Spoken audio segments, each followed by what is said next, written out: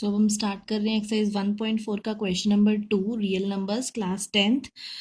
हमारे पास क्वेश्चन है write down the decimal expansion of those rational numbers in question number 1 which have a terminating decimal expansion. इसका मतलब है कि हमने फर्स्ट क्वेश्चन में अभी जो हमने किया है लास्ट वीडियो में कि जिन भी नंबर्स के टर्मिनेटिंग डेसिमल एक्सपेंशंस आ रहे हैं उनको हमने डेसिमल एक्सपेंशन में कन्वर्ट करना है, डेसिमल फॉर्म में लिखना है।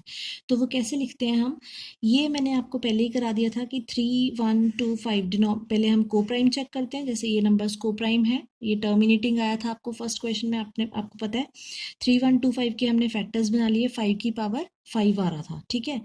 तो ये हमारे पास अब आ गया, इसको हमने डेसिमल एक्सपेंशन में कन्वर्ट करना है। अब ध्यान से देखेंगे, जब भी हमने डेसिमल्स में कोई नंबर लिखना होता है तो नीचे हमारे पास 10, 100, 1000 इस फॉर्म में नंबर होना चाहिए।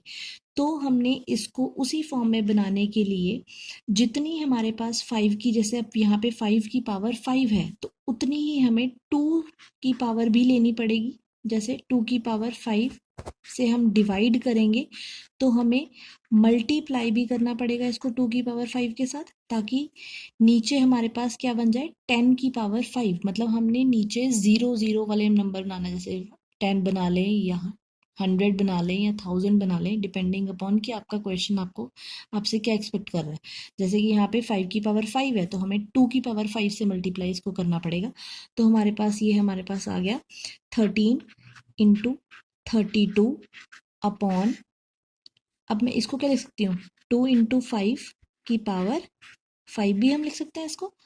तो it comes out to be 13 को जब हम 32 से मल्टीप्लाई करते हैं तो ये हमारे पास आता है 416 अपॉन 10 की पावर 5, और we can write it as 416 upon 5 times 0 आ गया इसके आगे। Is it clear. अब अगर हमने इसको डेसिमल्स में कन्वर्ट करना हो तो कहाँ पे पॉइंट लगेगा, 416 तो हमारे पास ऑलरेडी 3 नंबर का नंबर ऊपर है ही है, पर पॉइंट कितने के बाद लगना चाहिए, 5 नंबर्स के बाद। क्यों, क्योंकि हमारे पास नीचे कितनी जीरोज है, 5 जीरोज, 1 2 3 4 5। तो 2 जीरोज हम अपनी तरफ से लगा लेंगे और यहाँ पे हमारे पास पॉइंट आ जाएगा। तो ये हमारे पास डेसिमल एक्सपेंशन बन गया 0.00416। Is it clear. इसी तरह से हमने नेक्स्ट पार्ट जो हमने करना है वो हमारे पास है 17/8। 17/8 तो हमारे पास क्या होगा, ये 17/2 की पावर 3। अब हमारे पास 2 की पावर 3 नीचे है तो हमने क्या करना है, हमें क्या चाहिए 10 बनाने के लिए किससे मल्टीप्लाई करूँ 2 को कि 10 हो जाए, 5 से करेंगे ना। तो अब 2 की पावर 3 है तो हमारे पास हम किससे मल्टीप्लाई करेंगे, डिवाइड करेंगे 5 की पावर 3 से। और अगर हमने डिवाइड किया 5 की पावर 3 से तो मल्टीप्लाई भी करना पड़ेगा। ये जरूर ध्यान में रखना है कि जिस भी नंबर से आप नीचे डिवाइड कर रहे हो उसी नंबर से हमें ऊपर मल्टीप्लाई भी जरूर करना है, ठीक है। तो हमारे पास आ गया 17। अगर हम 3 बार 5 को मल्टीप्लाई करते हैं तो it comes out to be 125 upon 10 की पावर 3। अब मैं डायरेक्ट कर रही हूँ, 2 5 ज़ा 10 और उसकी पावर 3। तो हमारे पास ये हमारे पास बन गया। अब इन दोनों को मल्टीप्लाई करेंगे तो हमारे पास आता है 2125 अपॉन 10 की पावर 3 का मतलब क्या है 1000।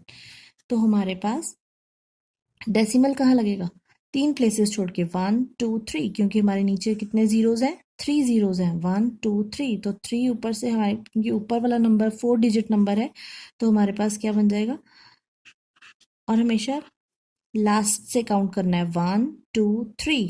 तो यहाँ पे हमारा डेसिमल लग जाएगा तो हमारा नंबर आ गया 2.125। Is it clear.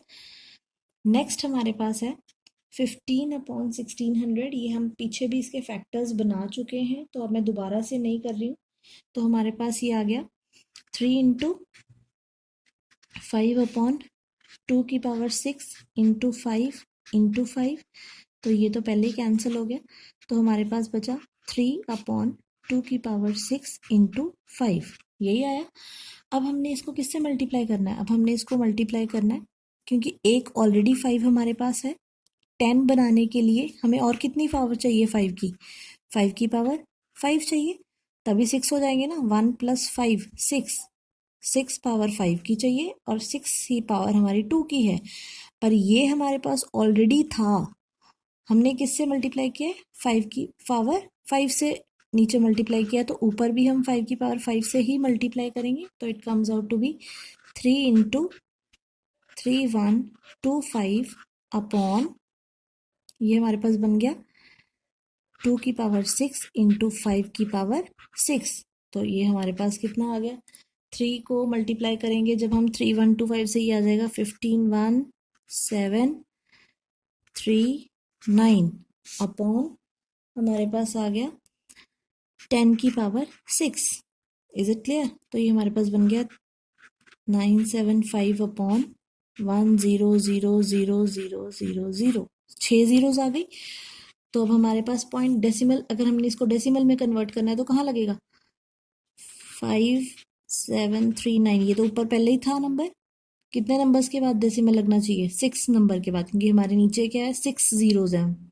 ठीक है, तो 2 जीरोज हम अपनी मर्जी से लगाएंगे तो पॉइंट यहाँ लग जाएगा। तो ये आपका जो है फाइनल आंसर आ गया। इसी तरीके से आपने जो बाकी के डेसिमल, जो भी हमारे टर्मिनेटिंग डेसिमल एक्सपेंशंस आए थे, उनको आपने डेसिमल्स में कन्वर्ट करना है। तो विद दिस मैं यहाँ पे ख़त्म कर रही हूँ, क्योंकि आपको ये अपना होमवर्क है एज अ असाइनमेंट। आपने ये 3 पार्ट्स मुझे आपने करके दिखाने हैं। 23/2 की पावर 3 इंटू 5 की power 2, 6/15 and 35/50। This is your homework. ये आप अपने आप करेंगे। उसके बाद हमारे पास जो थर्ड क्वेश्चन है, अब हम थर्ड क्वेश्चन पे चल रहे हैं। थर्ड क्वेश्चन में हमारे पास उसने ये पूछा है कि इनमें ये 3 नंबर्स दिए गए हैं, इनमें से रैशनल नंबर कौन सा है और इरैशनल नंबर कौन सा है। तो इसके लिए आपको ये इंपॉर्टेंट पॉइंट्स याद रखने हैं। फर्स्ट हमारे पास है rational number. Rational number decimal expansion form में कैसा होता है? अगर तो हमारे पास टर्मिनेटिंग टाइप का नंबर है, बेशक वो नॉन टर्मिनेटिंग टाइप का नंबर है, एंड रिपीटिंग डेसिमल एक्सपेंशन है। रिपीट का मतलब सेम नंबर रिपीट होता जा रहा है। अगर टर्मिनेटिंग आ गया तो वो हमेशा रैशनल नंबर होगा। नॉन टर्मिनेटिंग रिपीटिंग है तो भी वो रैशनल नंबर होगा। इररैशनल नंबर में हमारे पास non terminating and non repeating, repeat भी सेम नंबर नहीं होता, और नॉन टर्मिनेटिंग का मतलब खत्म भी नहीं होता। दोनों ही नॉन होते हैं, non terminating and non repeating irrational number में। रैशनल नंबर टर्मिनेटिंग भी हो सकता है, नॉन टर्मिनेटिंग भी हो सकता है, लेकिन दिस इज ऑलवेज रिपीटिंग। अगर ये नॉन टर्मिनेटिंग है तो ये हमेशा ही रिपीट करेगा, रिपीटिंग होता है। Is it clear? ये चीज़ आपने अपनी कॉपी में एज अ स्पेशल नोट लिख लेनी है, ताकि आपको ये भूले नहीं। अब हम एग्जाम्पल ले रहे हैं थर्ड क्वेश्चन की।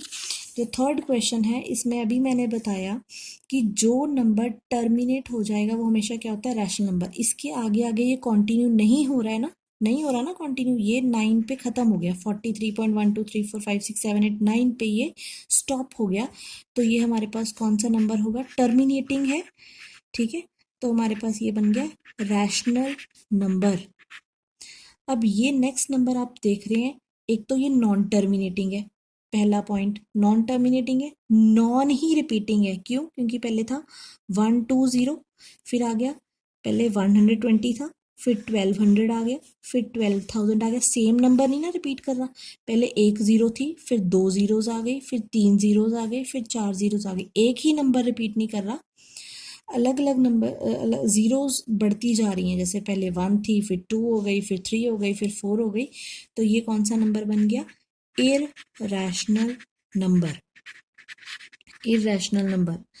अब ये जो हमारे पास नेक्स्ट नंबर है, ये हमारे पास है 43.123456789 के ऊपर बार। बार का मतलब हमारे पास क्या होता है कि यही नंबर वापस वापस रिपीट होता जा रहा है। जैसे 43, जिस नंबर के भी ऊपर बार होगा 1 2 3 4 5 6 7 8 9, इसका मतलब है ये दोबारा से नंबर रिपीट हो रहा है 1 2 3 4 5 6 7 8 9 and so on like this. इसका मतलब इस पर्टिकुलर क्वेश्चन में क्या है हमारे पास कि ये हमारे पास सेम नंबर रिपीट होता जा रहा है। रिपीटिंग है ना, रिपीटिंग हो रहा है, ये रिपीटिंग है।